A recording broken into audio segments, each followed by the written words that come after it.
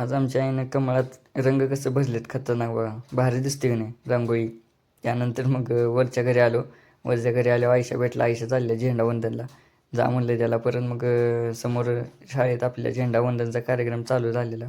तो कार्यक्रम बघितला. त्यानंतर मग म्हणलं गावात जाऊया. गावात गेलो. गावात गेलं म्हणलं आज स्पेशल काहीतरी घ्यायला लागते. तर गरमागरम जिलेबी तळत होती. ती जिलेबी घेतली. जिलेबी घेतल्यानंतर मग तिथनं चाललेलो घरी.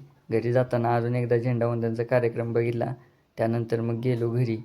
घरी गेल्यानंतर मग पिशव्या घेतल्या. आज सोमवार होता, बाजार करायचा होता. पिशव्या घेऊन गेलो बाजारात.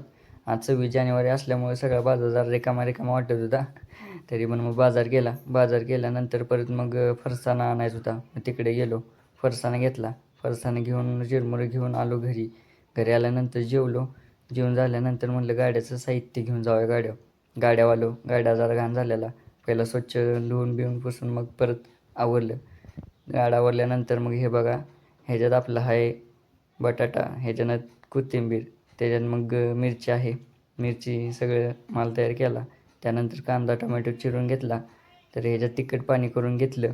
त्यानंतर हा फरसाणा आपला, ही शेव, बुंदी आणि पापडी आहे. झाकून ठेवलं धूळ उडू नये म्हणून. तर हा आवरला गाडा. गिऱ्हाईक केल्यानंतर मग संध्याकाळी आवरलं सगळं. तर सगळ्यांना